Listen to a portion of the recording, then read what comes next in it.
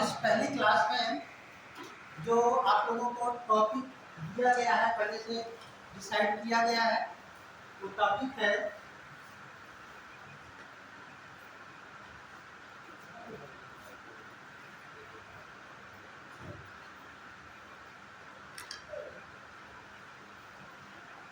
जल्दी करिए, बैठ जाइए सब लोग।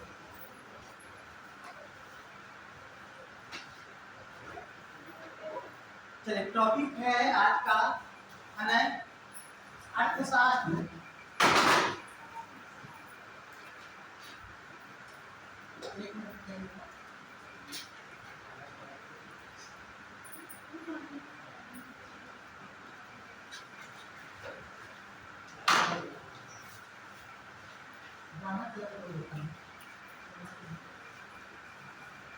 दिख रहा है अर्थशास्त्र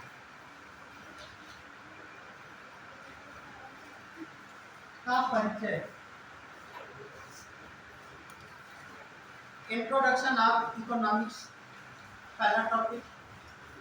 दूसरा हम लोग बात करेंगे जो दिया गया है वह है नीति आयोग। क्या है?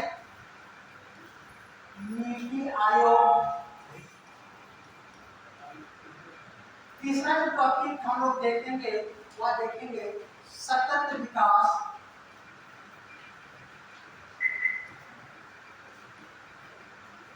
सतत विकास के लक्ष्य क्या है, इसके बारे में एक इन टॉपिक आज हम लोग कवर करने की कोशिश करेंगे।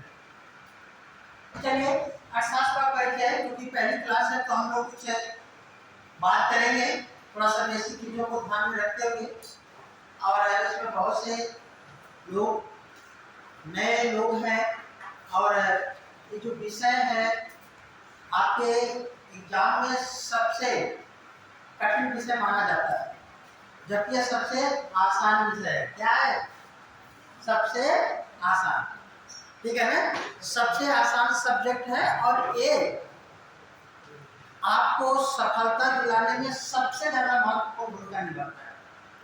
चाहे आपका प्रीलिम्स एग्जाम हो, मेंस हो, इंटरव्यू हो, यह जो विषय है यहाँ से क्वेश्चन पूछे ही जाते हैं।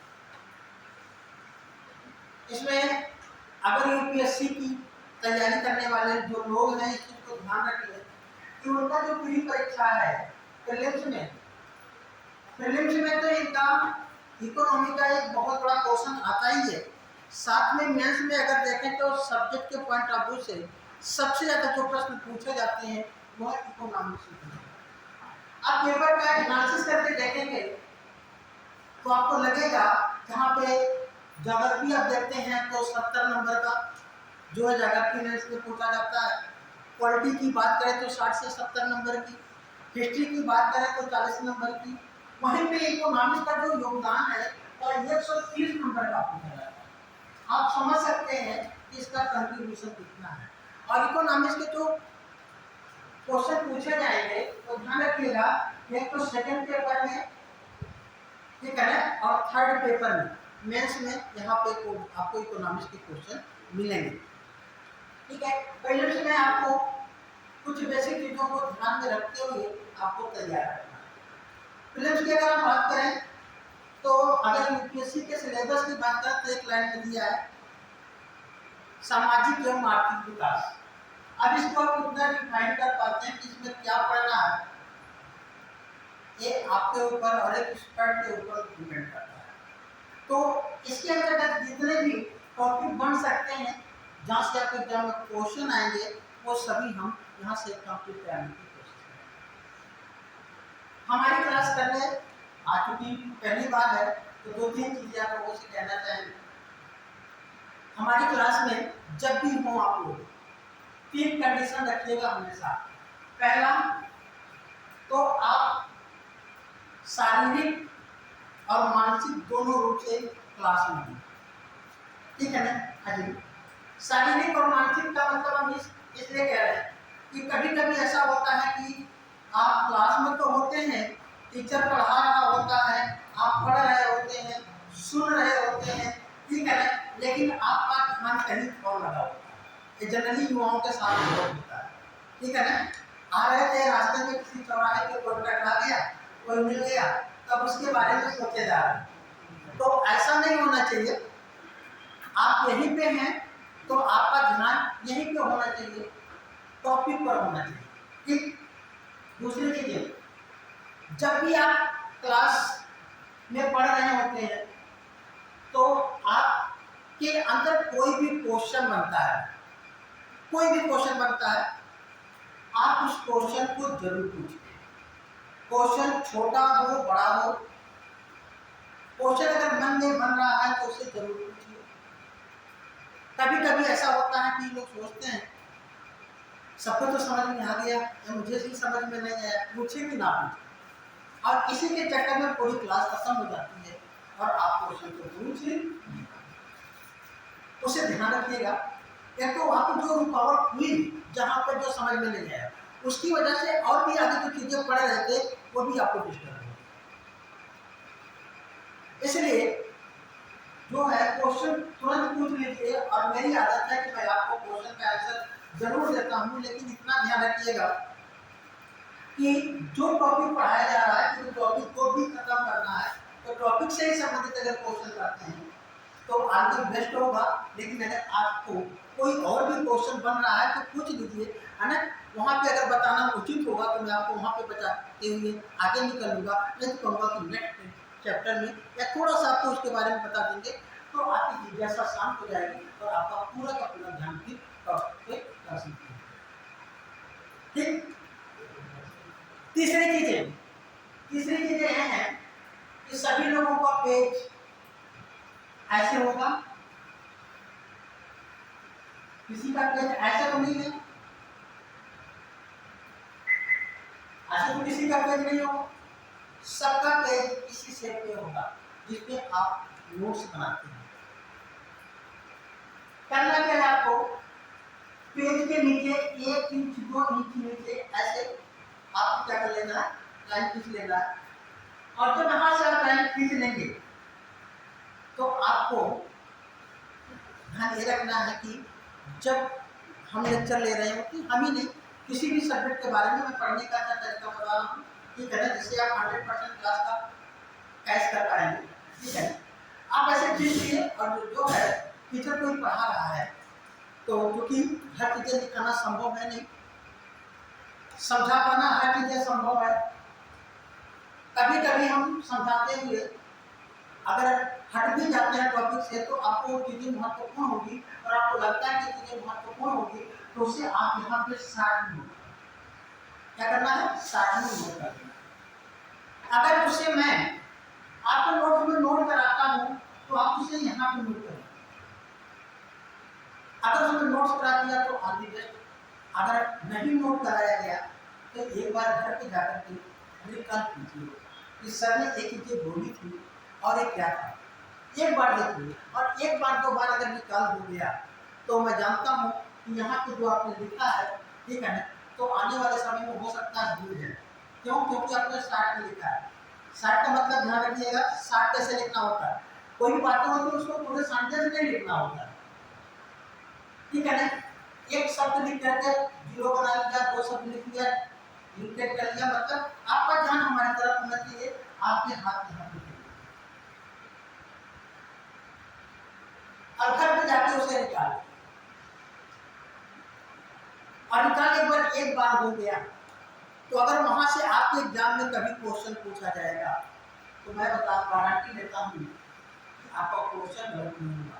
आपको लगेगा कि हमने पढ़ा नहीं है, लेकिन आपका दिमाग कहेगा इस क्वेश्चन का आंसर ये सही है, क्योंकि क्वेश्चन के बाद ऑप्शन होता है और आपका ऑप्शन तभी सही होता है तो कैसे, जब वह ऑप्शन कभी आपने पढ़ा हो, आंखों से गुजरा हो, कहीं कहीं पर प्रयोग में किया है, तो आपका दिमाग क्लिक करता है कि करने की ये वाला सही होगा, तो ऐसे कंडीशन में वो क्वेश्चन आपका सही होगा। ये 3 चीजें आप लोग हमारी ही क्लास में नहीं सभी क्लास में करने की कोशिश कीजिए, तो आपको क्लास का ज्यादा फायदा मिलेगा। यहाँ पे सभी लोग समान हैं, मन में क्वेश्चन बने तो जरूर पूछिए। ये नहीं कि मैं कैसे क्वेश्चन पूछूं, सब कोई तो पूछ नहीं रहा है, ठीक है ना। दो ही कंडीशन होती है कि क्वेश्चन ना पूछने की, या तो 100% समझ में आ जाता है तो क्वेश्चन नहीं बनता है, या कुछ भी समझ में नहीं आता है तो क्वेश्चन नहीं बनता। पहले की पॉसिबिलिटी बहुत कम और दूसरे की पॉसिबिलिटी बहुत ज्यादा। किसी को क्वेश्चन अगर मन में बना इसका मतलब वो समझ रहा है, कुछ समझ रहा है तो समझ रहा है। तो इस तरीके से आप लोगों को पढ़ाई करनी है। तीन चीजें क्या याद रखनी है। पहली तो आपको यहाँ पे क्या है, शारीरिक रूप से और मानसिक दोनों रूप से क्लास में ही प्रेजेंट रहना है। भटकाव होता है तो कहीं दिमाग से कि क्लास में पढ़ाई करना। दूसरी चीज है, मन में प्रश्न बनता है तो प्रश्न पूछेंगे। और तीसरी चीज है कि आपका जो पढ़ने का तरीका ये होना चाहिए। कुछ नोट कराया जा रहा है तो नोट करिए, समझाया जा रहा है तो इम्पोर्टेंट चीजें यहाँ पे नोट करते हैं। ठीक है, तो ये चीजें जो कि हर क्लास में पहली क्लास में बताता हूँ, इसलिए मैंने आपको बताया। ठीक है ना। अब हम लोग अपना टॉपिक शुरू करेंगे। ठीक है ना। टॉपिक में जो आज दिया गया टॉपिक, सबसे पहला जो टॉपिक दिया गया है वह दिया गया है अर्थव्यवस्था का परिचय। टॉपिक आप लोगों ने नोट कर लिया है ना। ये तीन टॉपिक हैं, अर्थशास्त्र का परिचय, नीति आयोग और सतत विकास। ये तीन चीजें आप लोगों को आज हम डिस्कस करने वाले हैं। ठीक है ना। चलिए, तो सबसे पहले हम लोग देखेंगे अर्थशास्त्र का परिचय, इंट्रोडक्शन ऑफ इकोनॉमी। ठीक है ना। इंट्रोडक्शन ऑफ इकोनॉमी की अगर हम बात करें तो इसमें क्या चीजें ध्यान रखनी है। यहाँ पे देखते हैं इंट्रोडक्शन ऑफ इकोनॉमी है ना, या अर्थव्यवस्था का परिचय, या इकोनॉमिक का लीजिए तो अर्थशास्त्र का परिचय। अच्छा, इसमें इंग्लिश मीडियम वाले भी हैं, कोई भी आप है इंग्लिश मीडियम। ठीक है, क्यों लिख लो, सभी लोग हिंदी मीडियम की, सभी मेजॉरिटी हिंदी मीडियम की है। अर्थशास्त्र या अर्थव्यवस्था का परिचय हम सबसे पहले देखेंगे कि अर्थशास्त्र है क्या और ये कहाँ से है। किसी भी चीज के बारे में जानकारी अगर हमको प्राप्त करनी है तो कहाँ जाना होता है, हमको इतिहास।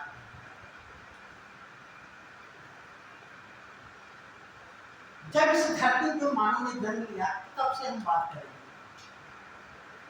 एक बार क्वेश्चन पूछा गया है कि मानव ने सबसे पहला आर्थिक कार्य कौन सा किया, वो कैसे आप समझ पाएंगे।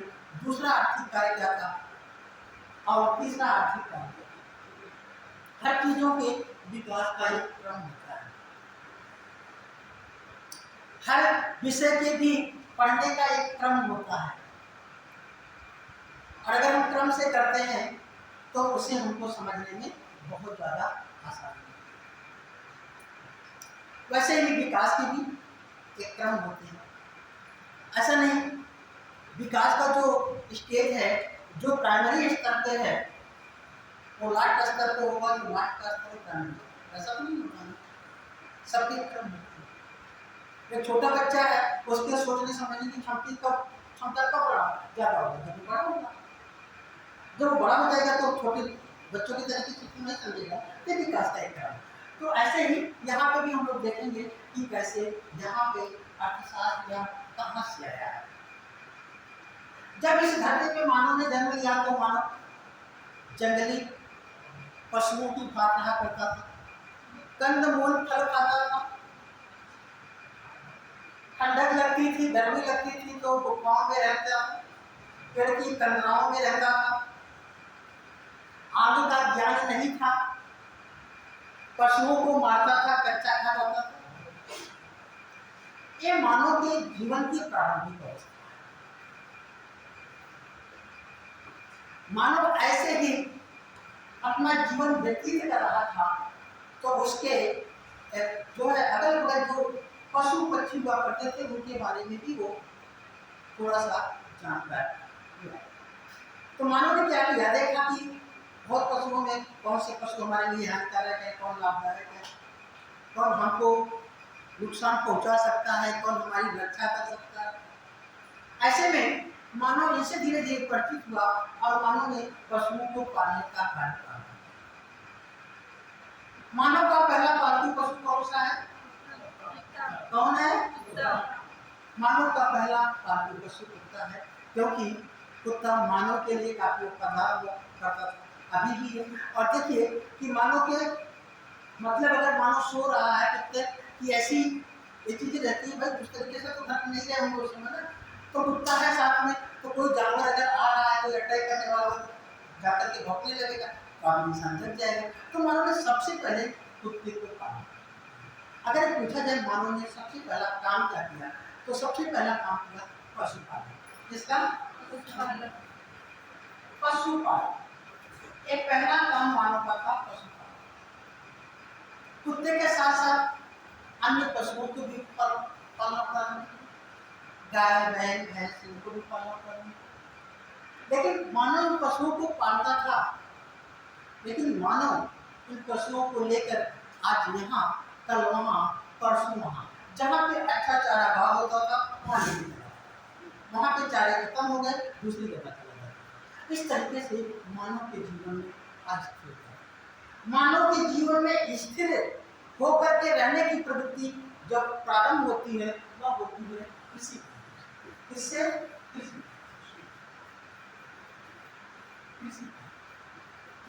ध्यान रखिएगा, मानव का जो दूसरा आर्थिक कार्य है वो कृषि है, और इसी कार्य से मानव के जीवन में क्या आई?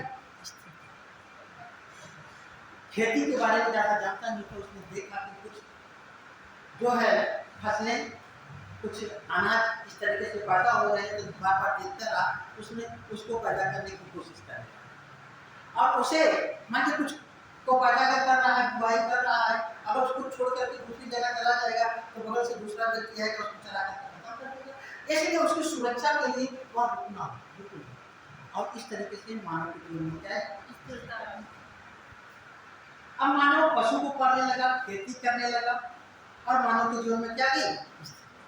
अच्छा, जब खेती भी करने लगा तो अनाज का उत्पादन करने लगा, तो विभिन्न प्रकार के अनाजों को विभिन्न लोग उत्पादन करते रहे।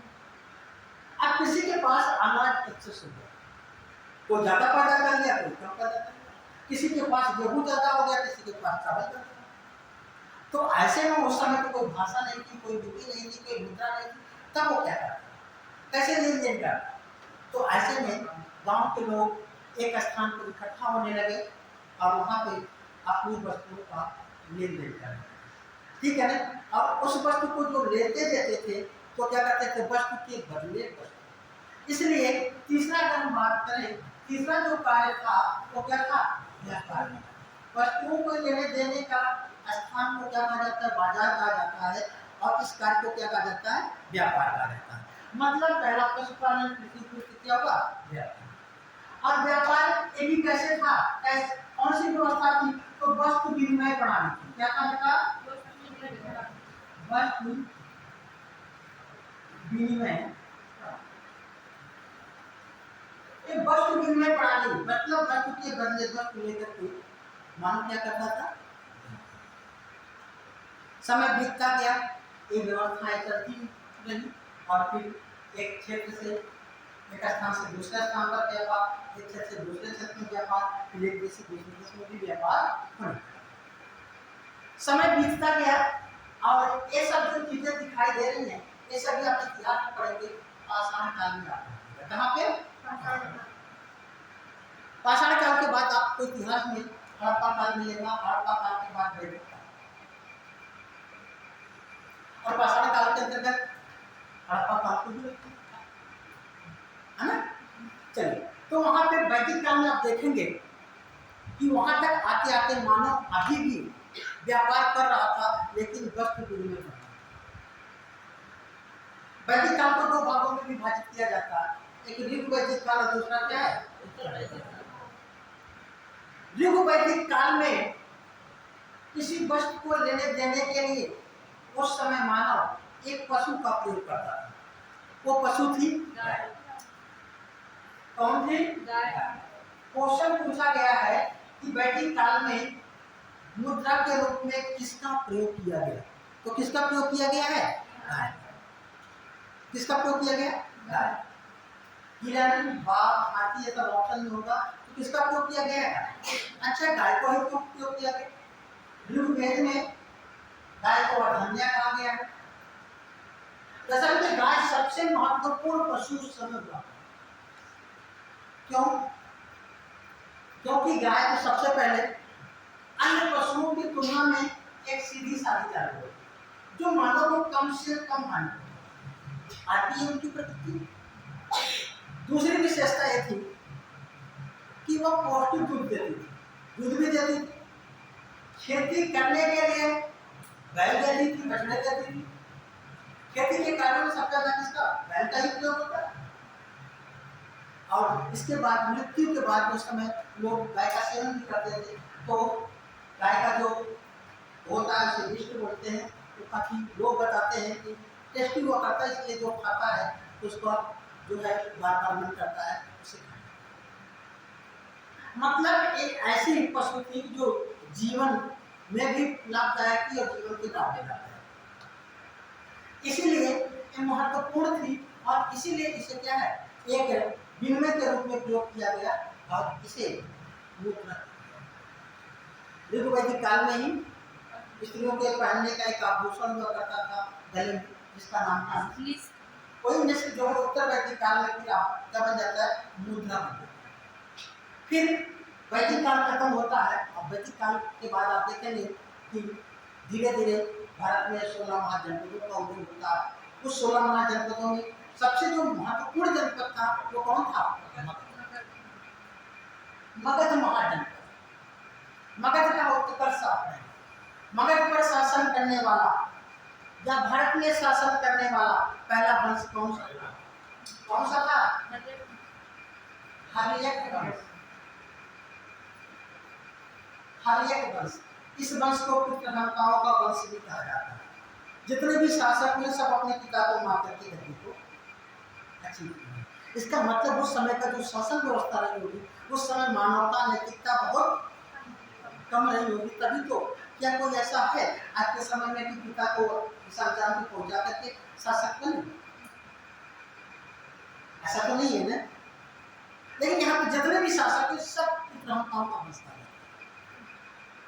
हर्यक वंश के बाद आता है शिशुनाग वंश। शिशुनाग वंश के बाद नंद वंश, और नंद वंश तक आते आते जो मगध साम्राज्य था उसका काफी विस्तार हो चुका है। और इसके बाद एक वंश आता है जिसे कहते हैं मौर्य वंश। मौर्य वंश का संस्थापक चंद्रगुप्त मौर्य, उसने मगध का और भी ज्यादा विस्तार किया और भारत का जो राज्य क्षेत्र था वो भारत के बाहर आगे भी ले जाकर के ईरान तक भारत की सीमा को पहुंचा। पहली बार आप लोग देखेंगे कि भारतीय इतिहास में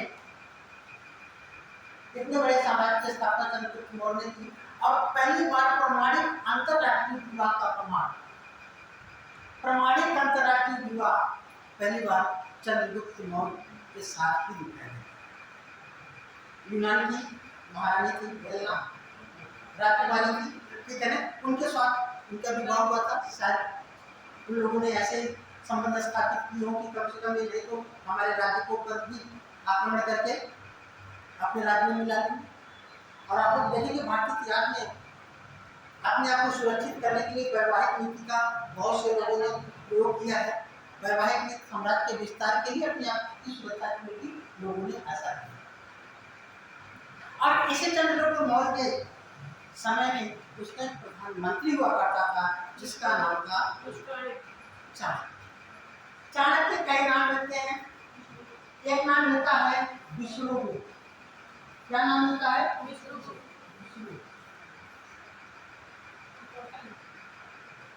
एक नाम है उसका चार। फिर क्या मिलता है? कौटिल्य। फिर कहीं कहीं कहीं पर इसका नाम अजय भी मिलता है।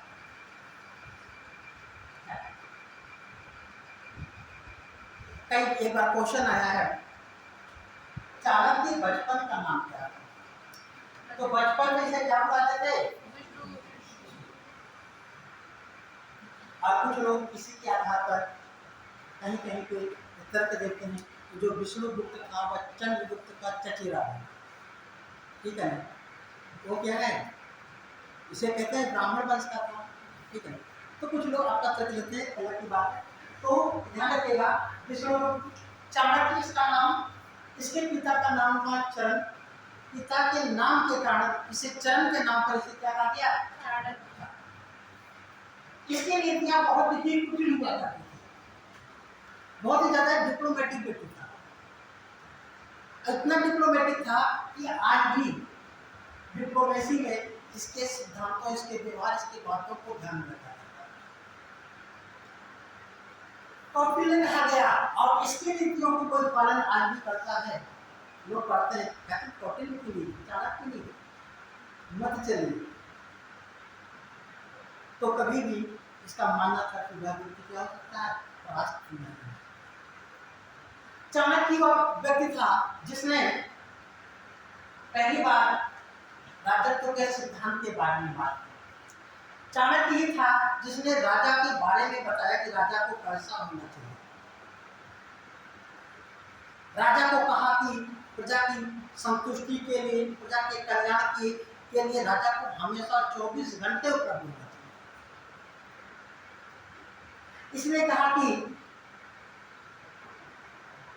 राज्य को चलाने के लिए साम दंड भेद तीनों नीतियों का पालन करना चाहिए। इसने ही बताया कि पुरुषों की तुलना में महिलाएं ज्यादा वफादार होती। आज के समय में हम कुछ नहीं कह सकते हैं, आ जाइए, है ना।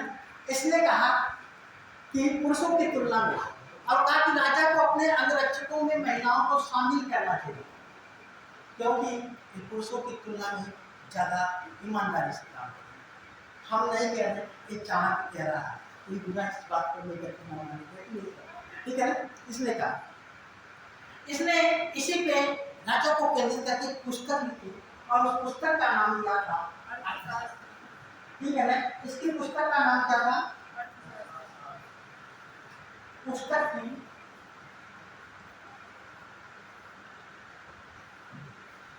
अर्थशास्त्र। क्या करेगा,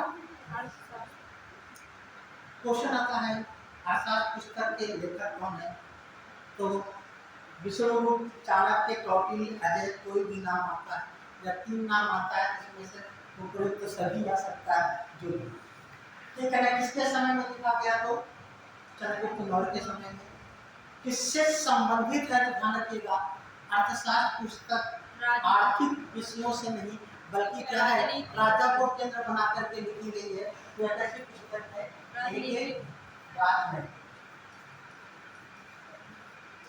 राजनैतिक,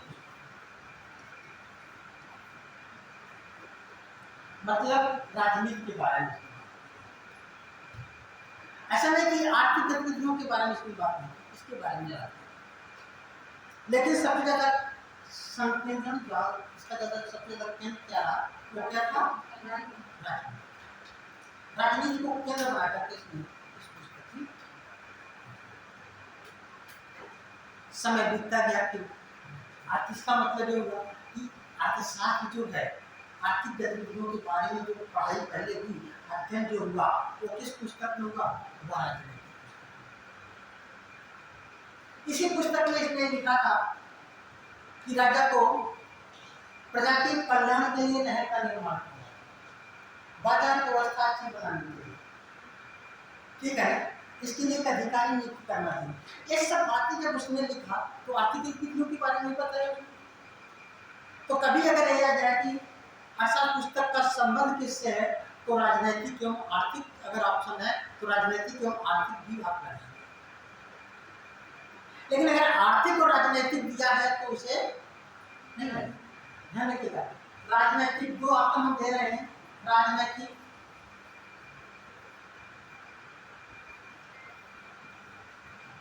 एवं आर्थिक। दूसरा ऑप्शन है आर्थिक एवं राजनीतिक। आप मेरे दोनों को दोनों बातें समझ, प्राथमिकता इसमें पहले राजनीति है, फिर आर्थिक, इसको इंगित करता है। ये वाला ऑप्शन आपका सबसे ज्यादा सही और सही है, ठीक है ना। फिर मौर्य काल के बाद और भी काल आते हैं। मरणोत्तर काल आता है, गुप्त काल आता है, गुप्तोत्तर काल आता है, और एक ये ऐसे चलती रहती हैं। और प्रारंभ में जो अर्थशास्त्र का आर्थिक गतिविधियां थी वो राजनीति के अंतर्गत ही उसका अध्ययन किया जाता था, राजनीति के ही अंतर्गत धीरे धीरे मध्यकाल आ जाता है। और मध्यकाल में आप लोगों ने देखा होगा कि पूरे मध्यकाल को दो भागों में विभाजित किया जाता है, एक दिल्ली सल्तनत और दूसरा क्या है, ऐसे दिल्ली सल्तनत में एक वंश था जिसे कहते थे गुलाम वंश। क्या कहते थे? उसका एक शासक था इल्तुतमिश, नाम सुना है, जिसने भारत में पहली बार मकबरे का निर्माण कराया। इल्तुतमिश की एक पुत्री और उसके 4 लड़के थे, ठीक है ना। हालांकि उसके जो लड़के थे कोई युद्ध में मार दिया गया, कोई बीमारी से मृत्यु हो गई। एक लड़का जो बचा हुआ था उसका नाम था रुकनुद्दीन, जो बहुत ज़्यादा भोग विलासी प्रवृत्ति का था और वह राजपाट चलाने में उतना अच्छा नहीं हो सकता था। इसलिए इल्तुतमिश ने अपना उत्तराधिकारी अपने पुत्र के स्थान पर अपनी पुत्री रजिया सुल्तान को बनाया। रजिया सुल्तान को भारत की पहली महिला शासिका, भारत की पहली महिला शासिका कौन है? और भारत की पहली मुस्लिम शासिका को भी रजिया सुल्तान। रजिया सुल्तान को उत्तराधिकारी बनाया, लेकिन उसकी मृत्यु के बाद रजिया सुल्तान को नियमतः पद पर आसीन नहीं किया गया। उसके अयोग्य भाई को ही दिल्ली की गद्दी पर बैठा दिया गया। ऐसा इसलिए संभवतः हुआ होगा क्योंकि जो है उस समय मुस्लिम शासन व्यवस्था में जो महत्वपूर्ण पदों पर बैठे जो लोग थे वो मुस्लिम भी हुआ करते रहे। और मुस्लिमों में थोड़ा सा अगर हम इस तरीके से कहें कि बहुत ज़्यादा उतना फ्रीडम उस समय तो नहीं था, आपकी बात तो थोड़ा सा परिवर्तन हुआ है। तो रजिया सुल्तान को लोगों ने सोचा कि इसको शासिका बना देंगे, एक महिला है जिसके सामने सर झुकाना पड़ेगा, यह पुरुषों के लिए शोभनीय नहीं है, इसलिए उसको शासिका ही नहीं बनाया। रजिया सुल्तान की फिर कहानी आप लोग जानते हैं। रजिया सुल्तान ने पहली बार, ध्यान रखिएगा, जो है दिखाई देता है इसी के समय में रजिया सुल्तान ने अपनी जनता का आह्वान किया कि यहाँ की वास्तविक शासिका हम हैं, और जनता रजिया सुल्तान का सपोर्ट करती है और फिर वह दिल्ली की गद्दी पर अपने आप को आरोप कर लेती है। उसका भाई गया था शिकार करने के लिए, भाई को रास्ते में मरवा देती है, तो उसकी वही कहानी खत्म हो जाती है। और इस तरीके से भारतीय इतिहास में आपको पहली बार दिखाई देगा कि भारतीय जो जनता है वह अपने लाभों को अधिकतम करने के लिए सत्ता परिवर्तन में हिस्सा लेती है। और सरकार वो कहां पे दिखाई देता है? समय बीतता गया, मुगल काल, मुगल काल में सम्राट अकबर ने भी बहुत ढेर सारे ऐसे काम किए, उसका भी बहुत आर्थिक परिवर्तन उसने किया, समानता के आधार पर बहुत कुछ करने की कोशिश किया। फिर एक काल खत्म हो गया और धीरे धीरे आधुनिक काल आता है। और जैसे आधुनिक काल आता है उस समय तक ये जो आर्थिक गतिविधियां थी, आर्थिक क्रियाएं थी, ये सभी तो खूब चर्चा होने लगती है। जनता भी अपने स्तर से इसकी मांग करने लगती है और सरकार बनने बिगड़ने का भी काम दिखाई देने लगता है। और इस तरीके से आर्थिक गतिविधियां महत्वपूर्ण हो जाती हैं। और जब आर्थिक गतिविधियां महत्वपूर्ण होती हैं तो राष्ट्रीय स्तर पर, अंतर्राष्ट्रीय स्तर पर बहुत से विचारक, बहुत से विद्वान ये कहते हैं कि अर्थशास्त्र या अर्थव्यवस्था या आर्थिक गतिविधियों का अध्ययन राजनीति से अलग करके करना। और ऐसे में अंतर्राष्ट्रीय स्तर पर और राष्ट्रीय स्तर पर अर्थशास्त्र को राजनीतिक विज्ञान से अलग करने के लिए कई सम्मेलनों का आयोजन किया। और उस सम्मेलनों में बहुत से लोगों ने अपने अपने अलग अलग तरीके से क्या दिए, भारतीय की अलग अलग तरीके से अपनी अपनी भारतीय की विचार नहीं किया। फिर 1776 ईस्वी में, कब, 1776, ये जो राष्ट्रीय स्तर पर अंतर्राष्ट्रीय स्तर पर जितने भी आर्थिक विचार थे, इन विचारों को एक व्यक्ति थे, उनका नाम था एडम स्मिथ। क्या नाम था? Adam Smith. एडम स्मिथ ने इन आर्थिक विचारों को संकलित करके एक पुस्तक लिखी। क्या लिखी? एक पुस्तक। उस पुस्तक का नाम था an inquiry into the nature causes of wealth of nations. है उस पुस्तक का नाम था an inquiry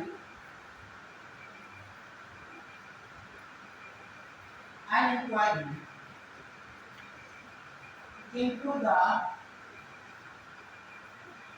nature causes of wealth of nation. ये पुस्तक का नाम था। किसने लिखा था? इस पुस्तक को लिखा, और ये पुस्तक जब अपने अस्तित्व में आई तो इसी पुस्तक के आधार पर और भी विचारकों ने आर्थिक गतिविधियों का अध्ययन करना चाहिए। इसीलिए एडम स्मिथ साहब को अर्थशास्त्र का जनक या फादर ऑफ इकोनॉमिक्स कहा जाता है। एडम स्मिथ को क्या कहा जाता है? Father of economics. Father of economics किसे कहा जाता है? एडम स्मिथ का।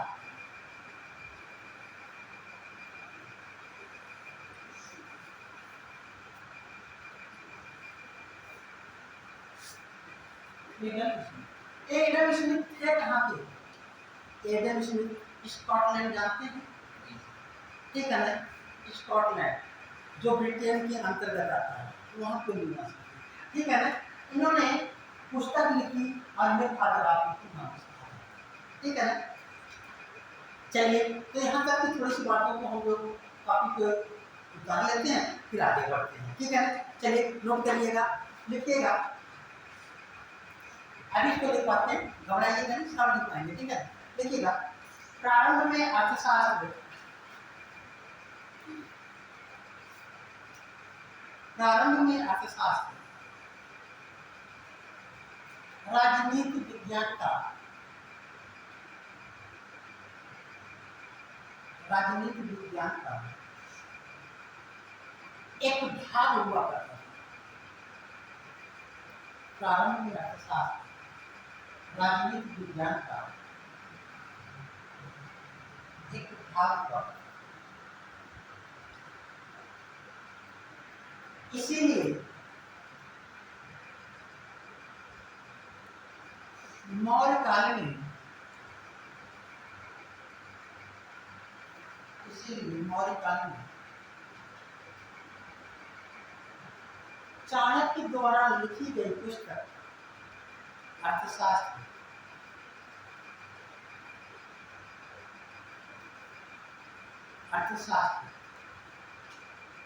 राजा को केंद्र बनाकर लिखे गए। राजा को केंद्र बनाकर लिखे गए।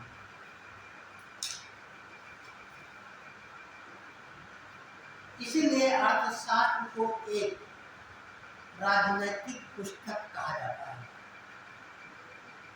इसीलिए अर्थशास्त्र को एक राजनैतिक पुस्तक कहा जाता है।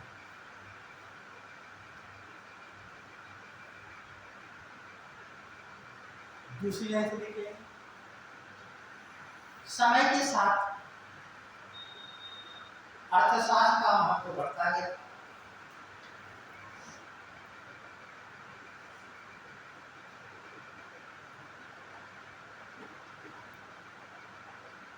राष्ट्रीय एवं अंतर्राष्ट्रीय स्तर पर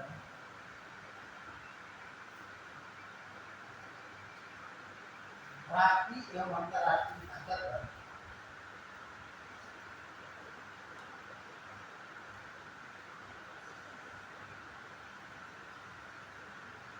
अर्थशास्त्र से संबंधित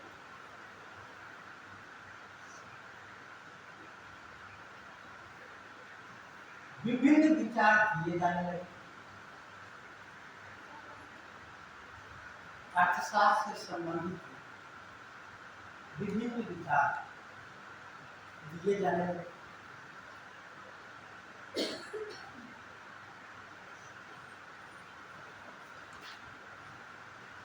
और अर्थशास्त्र को एक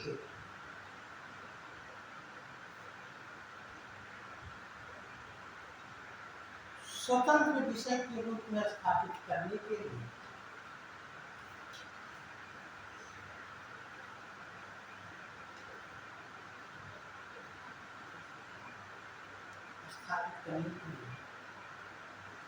राष्ट्रीय एवं अंतर्राष्ट्रीय स्तर पर राष्ट्रीय एवं अंतर्राष्ट्रीय स्तर पर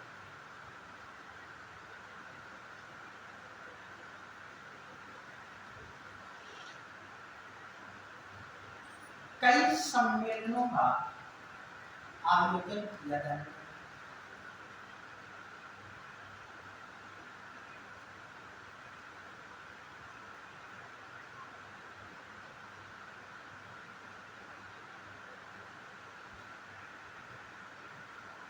दूसरी ऐसी लिखिए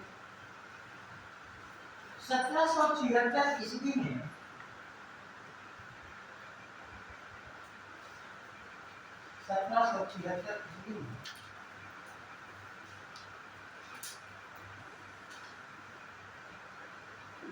इन आर्थिक विचारों को संकलित कर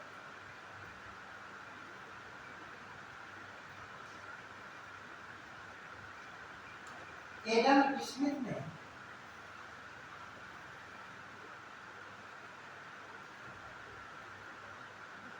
एक पुस्तक लिखी।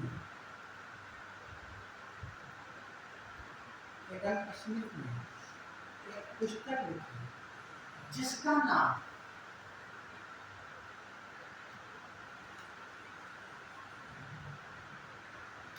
N inquiry into the nature causes of wealth formation लिखा है, जिसका नाम an inquiry into the nature causes of wealth formation causes of wealth formation. हाँ,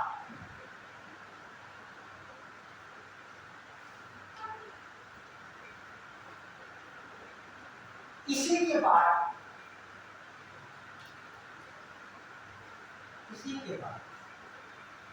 अर्थशास्त्र का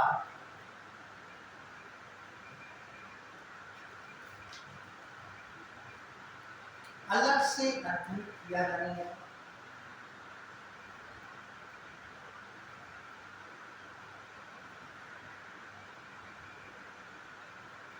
इसीलिए एडम स्मिथ को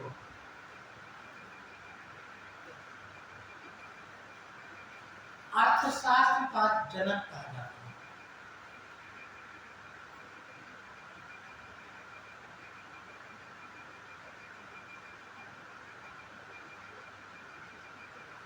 एडम स्मिथ को क्या कहा जाता है?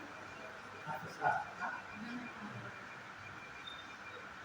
यहाँ तक क्लियर हो गया कैसे इसकी उत्पत्ति हुई, अर्थात क्या है, किससे संबंधित है, ठीक है ना। और अर्थात का जनक कौन है? अर्थात पुस्तक के लेखक कौन है? चाणक्य, कौटिल्य या विश्वगुप्त, जो भी कहे, ठीक है ना। अब ध्यान रखिएगा, अर्थशास्त्र का अध्ययन जब प्रारंभ हो जाता है तो बहुत से अर्थशास्त्री इन्हीं के पुस्तक को आधार मान करके अपने आर्थिक विचार, और उस समय जो आर्थिक विचार देते हैं सभी इन्हीं के ही विचारों से प्रभावित होते हैं, क्योंकि वही पुस्तक उन्होंने। और इस तरीके की विचारधारा को रखने वाले लोगों को प्रतिष्ठित अर्थशास्त्री क्लासिकल इकोनॉमिस्ट कहा है।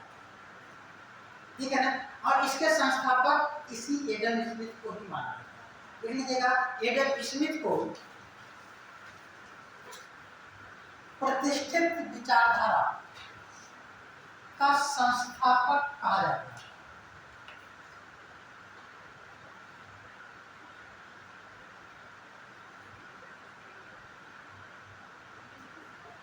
एडम स्मिथ को प्रतिष्ठित विचारधारा का संस्थापक कहा जाता है। इस विचारधारा से संबंधित अर्थशास्त्री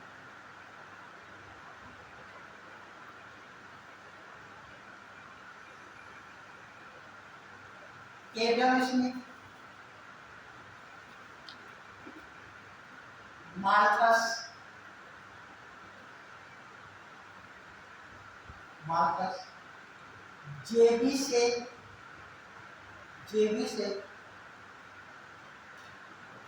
जेबी से हाँ, मार्शल आदि मुख्य हैं।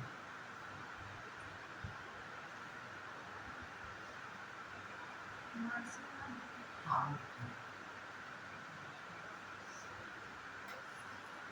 ध्यान रखिएगा, एडम स्मिथ ही वो व्यक्ति हैं जिन्होंने पहली बार बताया कि मांग क्या होती है, पूर्ति क्या होती है।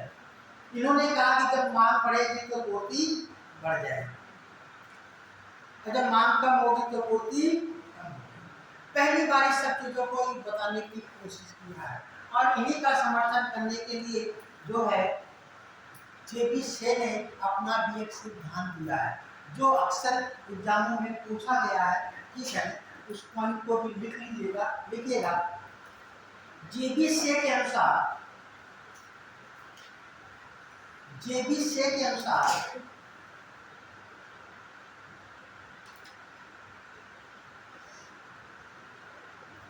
पूर्ति अपनी मांग का सृजन स्वयं कर लेती है। पूर्ति अपनी मांग का सृजन स्वयं कर लेती है।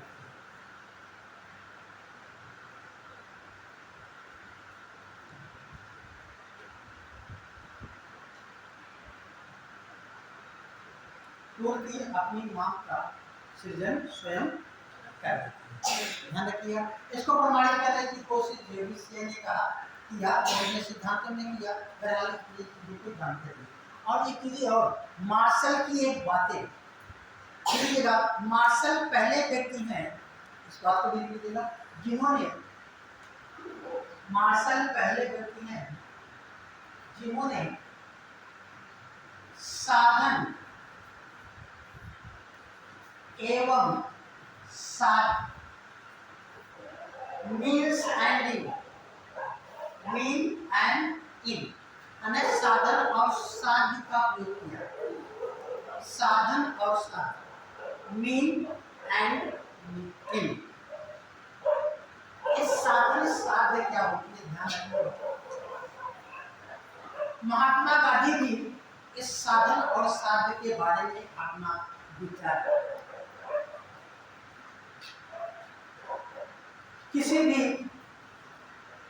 कर्म का अंतिम जो लक्ष्य होता है उसी को ही कहते हैं साध्य, एंड। और उस एंड को प्राप्त करने के लिए जिसका हम प्रयोग करते हैं उसे क्या कहते हैं, साध्य। जैसे आप सभी लोगों का लक्ष्य है यूपीएससी में सेलेक्ट हो जाना, इस सबका क्या है, अपना लक्ष्य। इस लक्ष्य को प्राप्त करने के लिए आप क्या कर रहे हैं, साधन का प्रयोग कर रहे हैं, सेल्फ स्टडी, कोचिंग या किसी से गाइडेंस, ये सभी क्या है, साधन। महात्मा गांधी ने कहा था कि आपका साध्य उत्तम अच्छा होना चाहिए। जैसे साध्य आपका पवित्र और उत्तम होना चाहिए, वैसे ही साधन भी आपका पवित्र और उत्तम होना चाहिए। ऐसा नहीं साध्य आपका अच्छा है तो साधन आपका गलत है। अक्सर हम लोगों ने देखा है कि अक्सर लोगों के साधन तो अच्छे होते हैं लेकिन गलत साधन का प्रयोग करते हैं। जैसे आप आप यूपीएससी में सेलेक्ट होकर के देश की सेवा करने चाहते हैं, ये आपका साध्य है। लेकिन यूपीएससी में सेलेक्ट होने के लिए आप गलत रास्ते का चयन करते हैं। वो साधन जो है आपका लक्ष्य तो अच्छा है, लेकिन जो साधन आप उपयोग किए वो साधन अच्छा नहीं है। गलत का इन द सेंस को मान के किसी का अटेम्प्ट खत्म हो गया। अभी ट्रेन में एक यूपीएससी में लड़की थी, क्या नाम है उसका, पूजा। हाँ, उसने क्या किया, फर्जी सर्टिफिकेट लगा करके उस एग्जाम को में अपने आप को सिलेक्ट किया। वो क्या उसका साधन जो साधन तो ठीक है, आपने उसको प्राप्त करने की कोशिश की, लेकिन जो साधन आपने प्रयोग किया वो क्या उचित था, उचित नहीं था। इसलिए साधन की आपको कैसा होना चाहिए। अब बहुत से ऐसे बच्चे हैं जानते क्या है, पूरे साल भर पढ़ाई नहीं करते हैं, ठीक है ना, उन बच्चों से दोस्ती बनाए रखते हैं जो रोज क्लास करते हैं, जो अच्छा नोट्स बनाए रखते हैं। फिर क्लास जब खत्म होने वाली होती है तो कहते हैं अपना नोट्स दे दो एक दिन के लिए, एक दिन के लिए नोट्स दे देते हैं और फिर कहते हैं नोट्स गायब हो गया, खो गया, ठीक है ना, या वापस नहीं करते हैं। तो क्या इस तरीके का साधन करना, प्रयोग करना ये उपयुक्त है? मुझे लगता है कि मेरे बच्चे आपकी बात कोई नहीं करेंगे, है ना। कोई अगर करने के बारे में सोचा भी होगा तो अब नहीं करना, ठीक है ना। साधन भी आपका कैसा होना चाहिए, परमात्मा का हित विचार था कि अगर आपका साधन अगर उपयुक्त नहीं है तो आपका साथ भी उपयुक्त, ठीक है ना, बात समझ में। तो सबसे पहले मार्शल ने इस बात को बताने की कोशिश किया था साधन क्या है, साधन क्या है, ठीक है ना। एंड एकेडमी का मतलब हमारा जो अंतिम और उसके मेन उसमें हम उपयोग क्या करते हैं, ठीक है ना, इसके बारे में सबसे पहले बात किया था, ठीक है ना। तब इस पर टिप्पणी लिखने के लिए साधन साधन पर टिप्पणी लिखी, मालूम होना चाहिए किसने लिखा था और महात्मा गांधी ने प्रयोग किया है क्या, है ना। बहुत अच्छे इस पर लिखने के लिए चलिए, ठीक है ना। अब फिर इस तरीके से जितने भी अर्थशास्त्री थे एडम स्मिथ के प्रभाव से प्रभावित थे और सभी अपना इसी आधार पर अपना विचारधारा दे रहे थे और अपना सिद्धांत दे रहे थे। लिख लीजिएगा और भी पढ़ लीजिएगा, लिखिएगा एडम स्मिथ की विचारधारा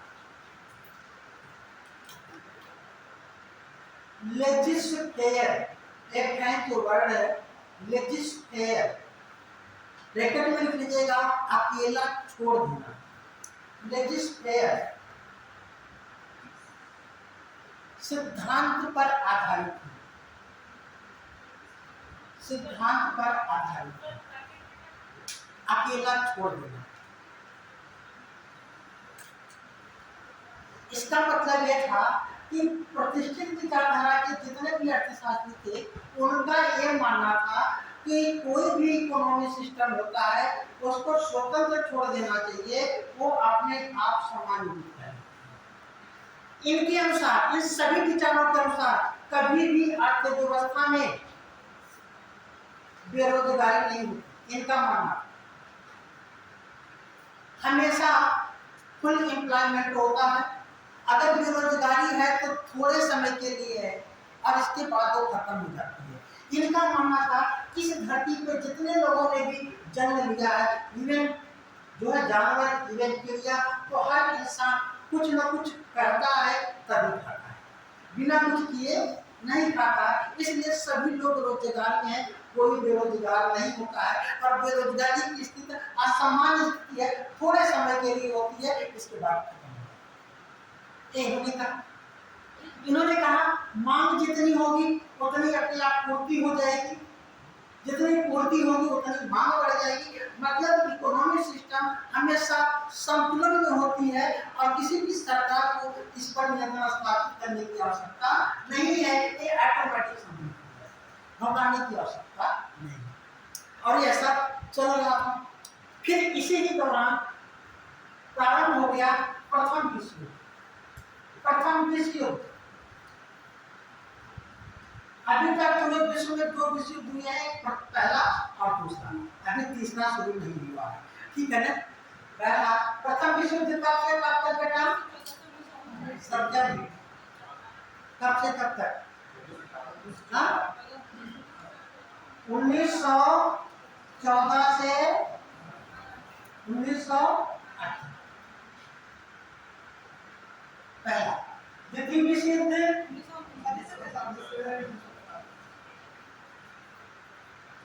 द्वितीय विश्व युद्ध 1939 से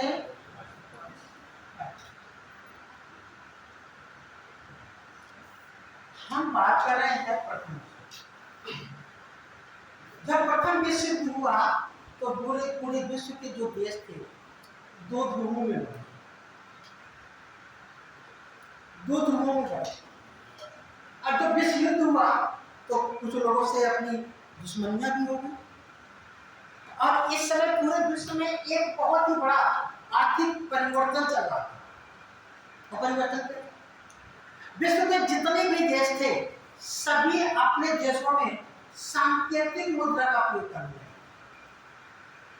पहले क्या होता था, इसके पहले तक सभी देश अपने देश में जो भी मुद्रा बनाते थे सोने या चांदी, सोने और चांदी की मुद्रा के स्थान पर कागज की मुद्रा आने लगी। और कागज की मुद्रा जब आने लगी तो उस देश में सरकार ने एक जो है उसको ऑथराइज कर दिया कि ये बात मान्य होगी और उस देश में मान्य होगी। लोग ले रहे हैं, दे रहे हैं, समाज में कोई दिक्कत नहीं। लेकिन जब दूसरे देश के लोग ले रहे हैं तो उस देश की कागज की मुद्रा को ले रहे हैं। और कोई देश अपनी मुद्रा को बदल दे तो उस समय तक आप देख रहे हैं लोग, इस समय तक कोई भी इंटरनेशनल ऑर्गेनाइजेशन नहीं था। विश्व का पहला अंतर्राष्ट्रीय संगठन अंतर्राष्ट्रीय श्रम संगठन अस्तित्व में आया था। वो भी कब? 1919 में, प्रथम विश्व युद्ध के बाद। कोई अंतर्राष्ट्रीय संगठन नहीं था। ऐसे में पूरे विश्व में जब किसी से दुश्मनी भी हो जाए और व्यापार करना है तो हम उसके देश में ले जाकर के सामान बेच रहे हैं, कागज की मुद्रा लेकर के आ रहे हैं, पता लगा उसने अपनी मुद्रा बदल दी और हमारी तो मुद्रा खराब हो गई, और फिर क्या करेंगे? कोई भी इंटरनेशनल ऑर्गेनाइजेशन नहीं था कि जहां पे कंप्लेन कर सकेंगे। और जब युद्ध हो गया तो सभी एक दूसरे से सशंकित हो गए। फिर परिवर्तन दिखाई जब दिया, अब ये सभी लोग काफी मुद्रा का प्रयोग करने लगे। सोने चांदी की मुद्रा में कोई दिक्कत नहीं, सोना चांदी की मुद्रा तो गला करके अपना एक समस्या पूरे विश्व में उत्पन्न हुई, उसे कहते हैं मंदी की समस्या। क्या कहते हैं? मंदी। अब इस मंदी को ध्यान रखिएगा, एक 1918 के बाद से प्रारंभ होती है। 1900 ध्यान रखिएगा 18 के बाद, या हम कह लें 1918 से लेकर के 1929-30 तक अपने धीरे धीरे अपना पैर पसार पूरे विश्व में मंदी का दौर दिखाई देने लगता है। लोगों के देशों में उत्पादन तो हो रहा है लेकिन लोग व्यापार नहीं कर रहे हैं, उत्पादन अधिक तो हो रहा है। तो लोगों ने पूछने लगे कि अर्थशास्त्री भाई ये क्या समस्या है, कैसे इसका निदान?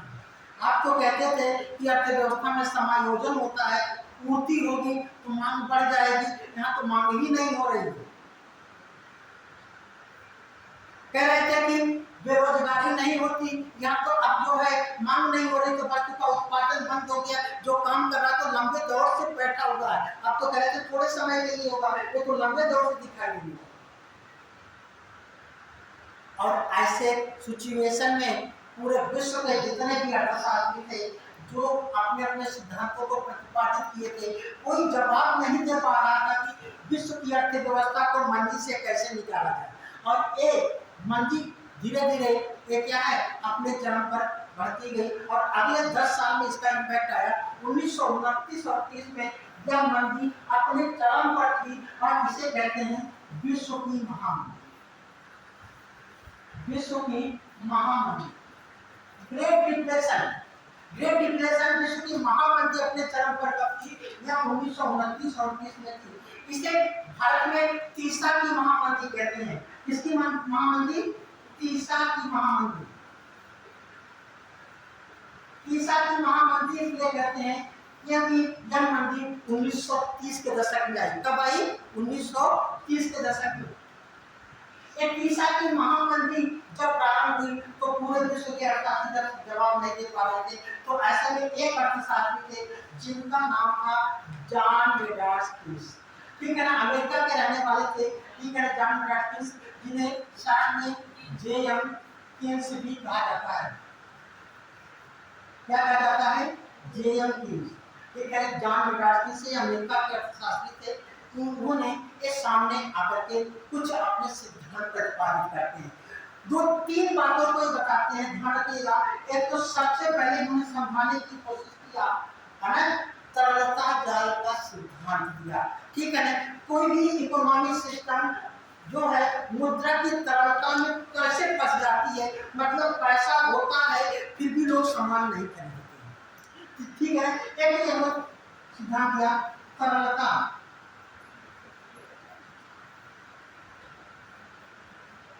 जाल का। एक के बाद दूसरी चीज इन्होंने कहा कि इस तरलता जाल से निकलने के लिए, मंदी से निकलने के लिए एक काम करना होगा। क्या? प्रभावी मांग बढ़ानी होगी। प्रभावी मांग। ठीक है,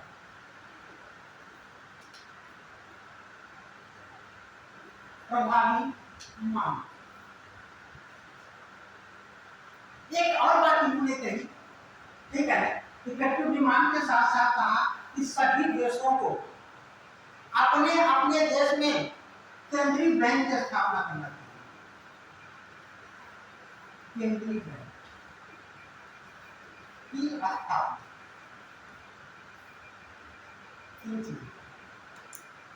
और बातें कहा किसने? इन्होंने भी एक पुस्तक लिखी। पुस्तक का नाम था the general theory of employment, interest and money. इनकी पुस्तक का नाम, जेम्स कीन्स की पुस्तक का नाम है the general theory of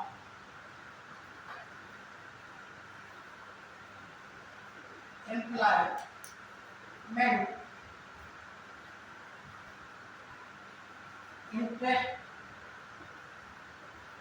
and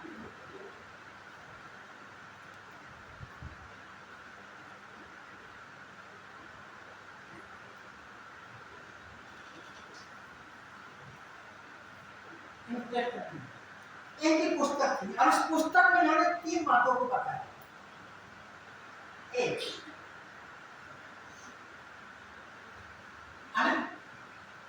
तरलता जाल का सिद्धांत क्या है, प्रभावी मांग क्या है, और केंद्रीय बैंक के स्थापना। इस चीज को ध्यान रखिएगा। एक बेहतर दरअसल में मंदी का जब दौर था, अक्सर आप लोग पढ़ेंगे जब इकोनॉमिक्स में, तो कहेंगे कि बाजार में मुद्रा की मात्रा बढ़ जाए तो लोग वस्तु को खरीदने लगेंगे, मंदी खत्म हो जाए।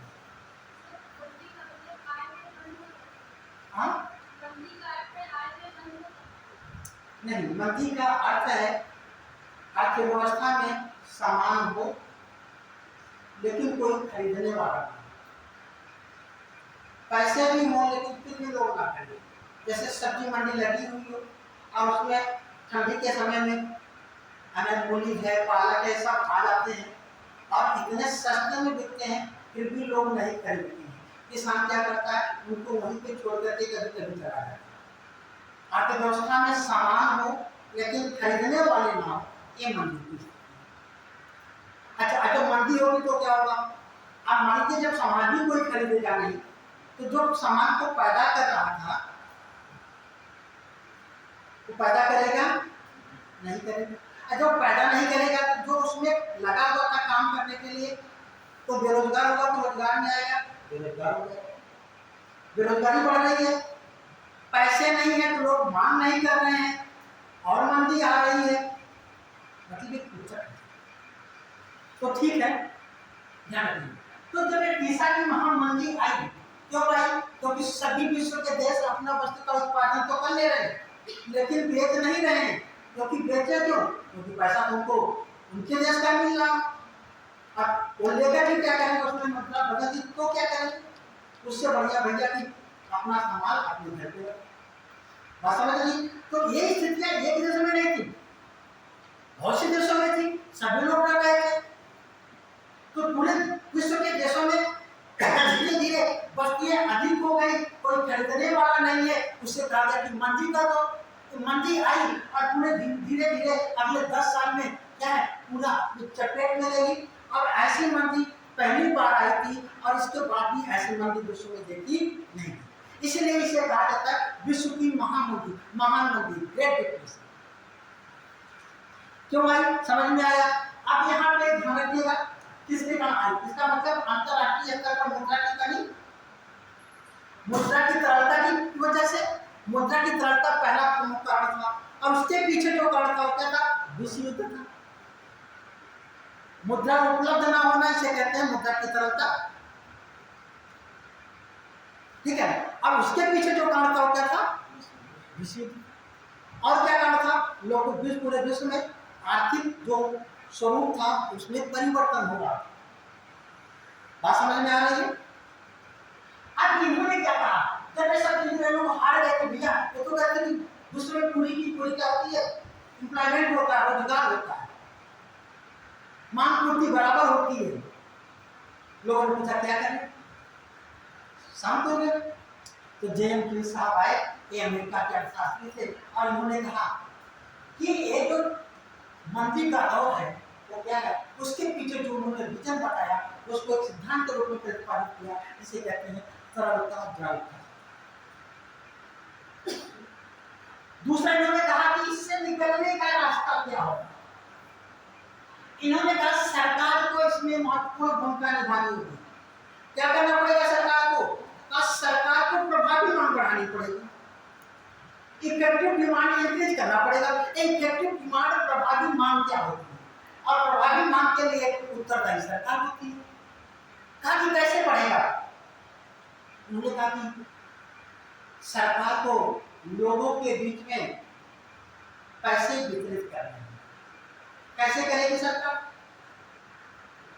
जैसे अभी समाज में बहुत सारे बेरोजगार लोग हैं, इन बेरोजगारों को सरकार की तरफ से कभी कभी आवाज आती बेरोजगारी भत्ता दिया है। आप लोग भी जानते हैं कि हमको बेरोजगारी भत्ता मिले। अगर बेरोजगारी भत्ता आपको मिलेगा तो क्या करेंगे आप, मान लीजिए 6 महीने में आपको 20,000 रुपये मिल गए, क्या करेंगे, जाकर के अच्छा वाला फोन की डिमांड करेंगे। आप लोग चोरी करेंगे ना, क्यों भाई, मतलब कि आप जाकर के बाजार में उन वस्तुओं का उपयोग करेंगे, डिमांड करेंगे जो आपके लिए उपयोगी है, जो आपके उपयोगी हो ना हो लेकिन आपके पास होना चाहिए। आपको मालूम है कि जो है एंड्रॉइड फोन लगभग सभी के पास होगा, और सब लोग कहते हैं कि पढ़ाई करते हैं, और आप लोग भी अपने आप से जानते हैं कि आप लोग उससे कितना पढ़ाई करते हैं। गलत तो नहीं कह रहे, कुछ लोग यूज करते हैं और कुछ लोग मिसयूज करते हैं, कुछ लोग जानते हैं और कुछ लोग अनजाने में मिसयूज कर जाते हैं। खोल दिया फेसबुक चल रहा है, 1 घंटा पता नहीं होता क्यों। हम इसलिए बता रहे हैं जिससे कि आप लोग जानो कि ये आवश्यक ही अनावश्यक है। वैसे ही आप यूज करो, आवश्यक है तब जब उसका यूज में है, ठीक है। तो इन्होंने कहा प्रभावी डिमांड, तो कहा कि एक काम करें सरकार सभी लोगों को पैसा बांटती। अच्छा, पैसा अगर आ जाएगा, अगर पैसा आपके इस समय बैंक में हो आपके नाम से, तो आपसे कहेगी कोई पापा ने रखा है, आप जाकर के फोन ले लें तो आपके पास संतोष करोगे। लेकिन अगर सरकार पैसा दे दे तो आप क्या करोगे, तुरंत ले लोगे, ठीक है ना, होगा कि नहीं। तो ऐसे इन्होंने कहा कि सरकार को सबको इस तरीके से पैसे वितरित करे चाहिए, प्रभावी मांग बढ़ानी, चाहे जैसे भी गरीबों को, चाहे बेरोजगारों को, जिस भी नाम पर सबको करें। अच्छा, अब इससे क्या होगा, तो पैसे आएंगे अनावश्यक, तो लोग सामान की मांग, जब सामान की मांग करेंगे तो बाजार में सामान बिकने लगेगा, अब बिकने लगेगा तो जो क्या उत्पादन करता है सामान का उत्पादन करने लगेगा, उत्पादन करेगा तो जो बेरोजगार था उसको काम मिल जाए, वो काम करने लगेगा, फिर उसके पास आय आएगी, वो भी सामान की मांग करेगा, फिर एक तरीके से धीरे धीरे सूचांक चलने लगेगा और देखते ही देखते अर्थव्यवस्था में जो मंदी थी वो समाप्त हो गई। बात समझ में आ रही है? समझा? चलिए, अच्छा एक तो हो गई प्रभावी मांग। केंद्रीय बैंक की स्थापना क्या करेगी? इसने कहा कि हर देश को अपने देश में केंद्रीय बैंक स्थापित करना चाहिए। जैसे भारत का केंद्रीय बैंक कौन है? RBI, reserve bank of India. कहा कि जितने भी व्यापारी हैं वो किसी भी देश में जाएं, व्यापार करें, वहां से पैसा लाएं और अपने केंद्रीय बैंक में जमा कर दें, उसको दे दें और केंद्रीय बैंक क्या करे? उसको उस देश की मुद्रा दे दें। आज भी हम लोग ऐसे ही तो करते हैं। आप व्यापारी हैं, आप अमेरिका में सामान बेचें, अमेरिकी रुपया यहाँ लगा के क्या करेंगे? उस अमेरिकी करेंसी को डॉलर को लेकर के आते हैं, आरबीआई के पास रखते हैं, आरबीआई आपको नोट दे देता है, रुपया दे देता है, आप काम करते हैं। अब सभी देश में केंद्रीय बैंक का केवल एक काम है और उसके पास जब विदेशी मुद्रा भंडार होगा तो एक संस्था को ये पता करने में कि कहां पे मुद्रा बदली जा रही उससे आसान है और जाकर के जब वो मुद्रा परिवर्तित करे तो उसको मुद्रा दे करके उसकी नई करेंसी ले। अगर इस तरीके से कोई करता है, ठीक है ना, तो अगर इस तरीके से अगर करेगा तो वहां पे कोई समस्या उत्पन्न नहीं, लोग व्यापार करेंगे और नोट को एक दूसरे देश में चेंज करने की जिम्मेदारी किसकी होगी? केंद्रीय बैंक की होगी। अच्छा, केंद्रीय बैंक जब हर देश में होंगे तो दूसरे देश के ऊपर क्या बना सकते हैं? दबाव बना सकते हैं। तो इसका इन्होंने सुझाव दिया और फिर इस बात को कुछ लोगों ने माना और कुछ लोगों ने कहा कि नहीं, आप ही हैं बताने वाले, केवल एक व्यक्ति अकेला एक इंसान थे, जेएमपी साहब।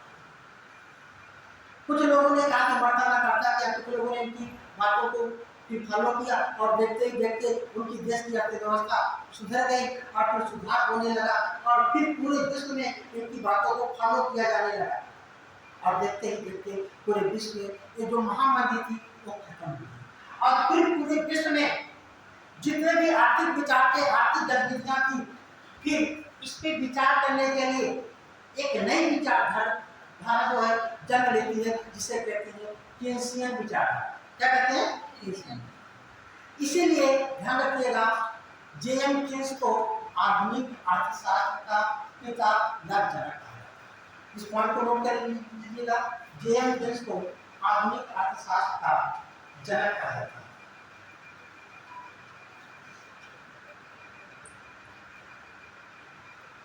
जेएम केन्स को आधुनिक अर्थशास्त्र का जनक कहा जाता है। क्लियर हो गया? यहाँ से क्या क्या क्वेश्चन बन सकते हैं उस क्वेश्चन को एक बार मैं रिपीट कर देता हूँ, ठीक है ना? आप लोग उसका आंसर देंगे, सभी लोग आंसर देंगे, ठीक है? कोई चुप नहीं रहेगा, सब लोग बोलेंगे उसका, ठीक है? जो है अर्थशास्त्र पुस्तक के लेखक कौन है? अर्थशास्त्र पुस्तक के लेखक कौटिल्य, ठीक है ना? चाणक्य, विष्णुगुप्त, अजय। अर्थशास्त्र पुस्तक का संबंध किससे है? किससे है? अर्थशास्त्र का जनक किसे कहा जाता है? किसे? अर्थशास्त्र का जनक एडम स्मिथ को कहा जाता है और एडम स्मिथ की पुस्तक का क्या नाम है? An inquiry into the nature का। कई बार पढ़ेंगे याद हो जाएगा, बार बार पढ़ेंगे याद हो जाएगा। अगर याद नहीं होता है तो इस पुस्तक को ध्यान रखिएगा, साथ में वेल्थ ऑफ नेशंस के नाम से भी जाना जाता है, क्योंकि कोई भी ऐसा अर्थशास्त्री नहीं है जिसने अपनी कोई पुस्तक लिखी हो उसकी पुस्तक के लास्ट में वेल्थ ऑफ नेशंस शब्द जुड़ा हो, तो इस पुस्तक को साथ में वेल्थ ऑफ नेशंस भी कहा जाता है। याद हो जाएगा, ठीक है? फिर कहा जाए आधुनिक अर्थशास्त्र का जनक किसे कहते हैं? किसे कहा जाता है? जेएम केन्स की पुस्तक का क्या नाम है? General theory of employment and money, ठीक है? ध्यान रखिएगा ये पुस्तक का नाम है। इस तरीके से ये टॉपिक आपका खत्म हो गया। यहाँ से और क्वेश्चन है कि पहला आर्थिक कार्य क्या कौन सा हुआ, तो पहला आर्थिक कार्य मानव का क्या था, पशुपालन था। मानव ने सबसे पहले किसका मुद्रा के रूप में प्रयोग किया, गाय का प्रयोग किया। ठीक है ना, ये सब क्वेश्चन जो है आप लोग मुझे लगता है कि ये सब चीजें याद हो गई, ठीक है ना, एक दो बार पढ़ने का याद हो जाएगा। ठीक है, चलिए आप हम लोग दूसरा टॉपिक लेते हैं। ठीक है ना, दूसरा टॉपिक में हम लोग आ जाते हैं नीति आयोग, नीति कमीशन। जो भी समय है उसको हम लोग देखेंगे नीति आयोग।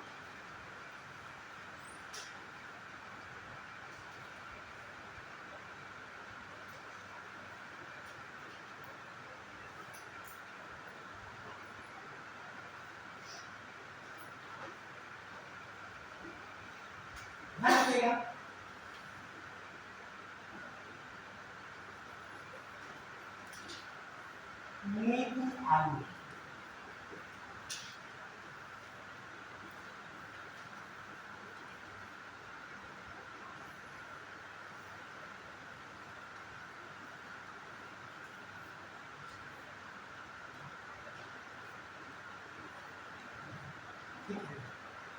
ध्यान रखिए, एक है क्या, दरअसल में नीति आयोग हमारे देश की युवा संस्था है जो वर्तमान में देश के विकास के लिए एजेंडा तैयार है।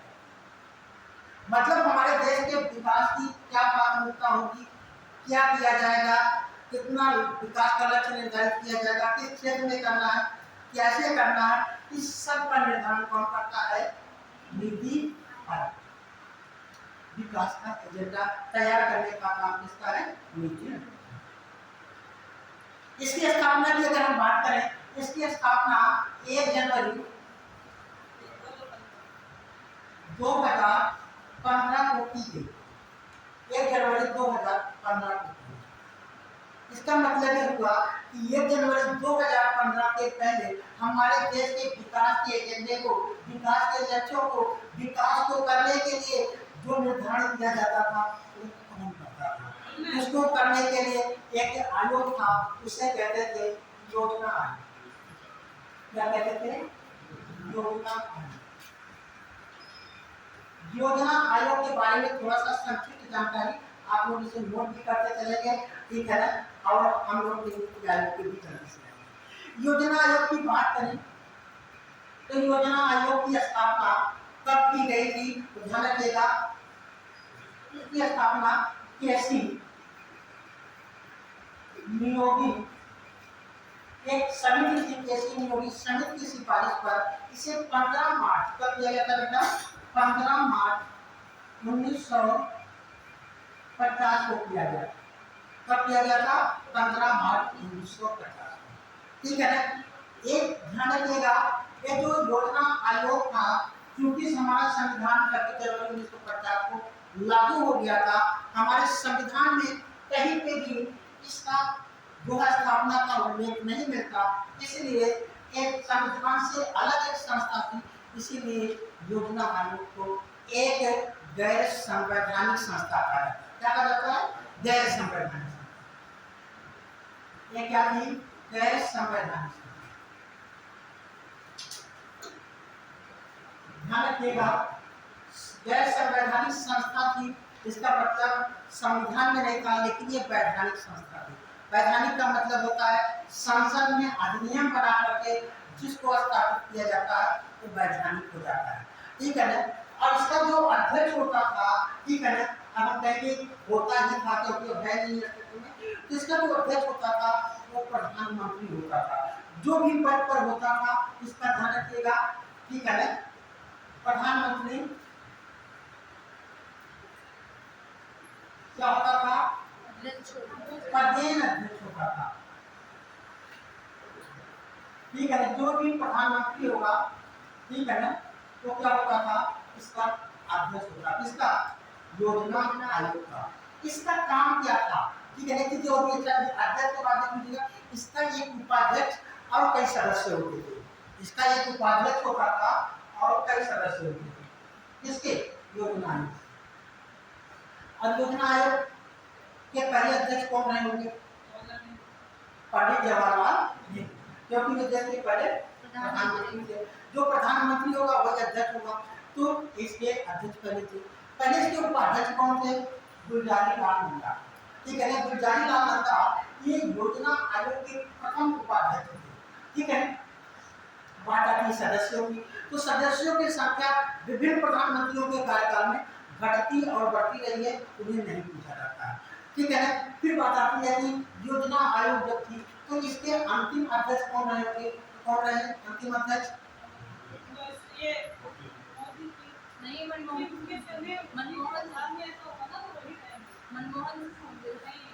देखिए, अगर हम देखें यहाँ पे चुनाव तो हो गया था 2014 में, सरकार बन गई थी, प्रधानमंत्री पद से चुकी होते हैं तो नरेंद्र मोदी साहब बन गए, लेकिन कभी भी इन्होंने इस पर कोई भी ना तो बुलाया, बैठक बुलाया किया और ना कोई इसका फिर सीधा इन्होंने 1 जनवरी से नई संस्था बनाई जिसे क्या कहते हैं? नीति आयोग। तो अंतिम आप कह सकते हैं कौन है? अगर कार्यकारी रूप से देखा जाए तो उन्होंने काम किया तो मनमोहन सिंह, और वैसे रूप से देखा जाए तो प्रत्यक्ष रूप से तो नरेंद्र मोदी साहब। ठीक है, काम करने वाले जो अंतिम रूप से इसके अध्यक्ष थे वो कौन थे? मनमोहन सिंह। ठीक है ना, वैसे अध्यक्ष कौन होंगे अंतिम रूप से? तो नरेंद्र मोदी साहब। ठीक है ना, और फिर ध्यान रखिएगा 1 जनवरी 2015 को यह संस्था औपचारिक रूप से समाप्त हो गई और इसके स्थान पर एक नई संस्था आई और उसका नाम क्या था? नीति आयोग। क्या नाम था? नीति आयोग। अब नीति आयोग के बारे में थोड़ा हम लोग बात करें। आखिर में नीति आयोग की आवश्यकता ही क्यों पड़ी? नीति आयोग की स्थापना क्यों पड़ी जब हमारे देश के विकास के लिए योजना आयोग तो था? कोई बता सकता है?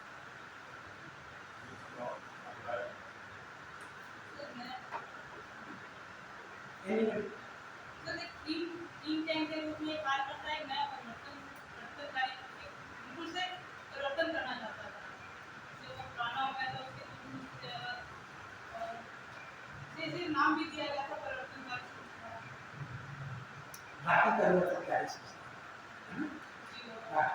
चलो ध्यान रखिएगा, हम लोग इसमें थोड़ा सा बात कर रहे थे पूरा सा जो नीति आयोग था कि उसकी आवश्यकता पड़ी और इसकी आवश्यकता के पीछे हम ध्यान रखिएगा। जब योजना आयोग बनाया गया तो योजना आयोग का जो प्रधान अध्यक्ष था वो होगा, इसका एक उपाध्यक्ष होता था, कई सदस्य होते थे। चलिए ऐसा पूरी केंद्र में बैठ करके पूरे देश के लिए योजनाओं का निर्माण का काम कौन करता था? और पूरे देश के विकास के लिए जो ये योजना बनाता था उसे पंचवर्षीय योजना क्या कहते थे? भारत विविधताओं का देश है, भौगोलिक विविधता बहुत पाई जाती है। कहीं पे पर्वत है तो कहीं पे पठार है, कहीं पे बारिश नहीं होती तो कहीं पे पानी ही पानी है, कहीं पे पानी के बिना लोग मरते हैं तो कहीं पानी से मर जाते हैं। बात समझ रहे? इसके साथ साथ भौगोलिक विविधता के साथ साथ सांस्कृतिक विविधता, आर्थिक जो परिस्थितियां हैं ये अलग अलग, कहीं पे बहुत गरीबी है, कहीं पे संपन्नता है, कहीं पे उद्योग है तो कहीं पे उद्योग स्थापित ही नहीं किए जा सकते, कहीं पे जंगल ही जंगल है तो कहीं पे मरुस्थल। तो ये स्थान पे बैठ करके पूरे देश के लिए एक योजना बना देना, पंचवर्षीय योजना, और पूरे देश में लागू हो जाए, यह उपयुक्त।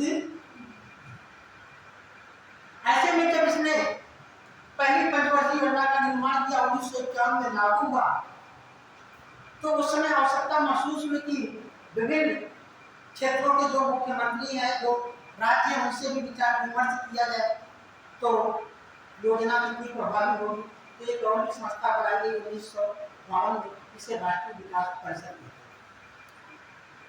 National development council. उसका काम था पंचवर्षीय योजनाओं का अनुमोदन करना। अनुमोदन करने का मतलब कि स्वीकृति देना। एक्चुअली पंचवर्षीय योजना बन गई हो, विभिन्न राज्य के मुख्यमंत्री बैठे हो, कितना डिस्कस होगा, इसमें सुधार है वो सुधार है, बात तो करना ही, इसका विकास तो करना ही, इसलिए बहुत ज्यादा प्रभावी नहीं था। ये कहा जा रहा था कि ऐसी संस्था होनी चाहिए जो योजना बनाने से पहले ही उस क्षेत्र के लोगों से पहले विचार करें। इसकी आवश्यकता समय के साथ महसूस की जा रही थी और इसको परिवर्तन को करने की मांग हो रही थी और अंततः 1900 2015 में 2015 में उस समस्या से निजात पाने के लिए एक नई संस्था की स्थापना की गई जिसे राष्ट्रीय परिवर्तनकारी संस्था या नीति आयोग के नाम से जाना जाता है। नीति का फुल ही होता है NITI, national institution for transforming India. ये नीति कमीशन का एक फुल फॉर्म है, ठीक है। और फिर इसके बाद जो है इसका इस तरीके से बनाया गया कि इसका जो अध्यक्ष होता है, प्रधानमंत्री होता है, उपाध्यक्ष होते हैं, कुछ सदस्य होते हैं, ठीक है। चलिए भाई आप टॉपिक ले गया है तो हम लोग अगली क्लास में देखेंगे।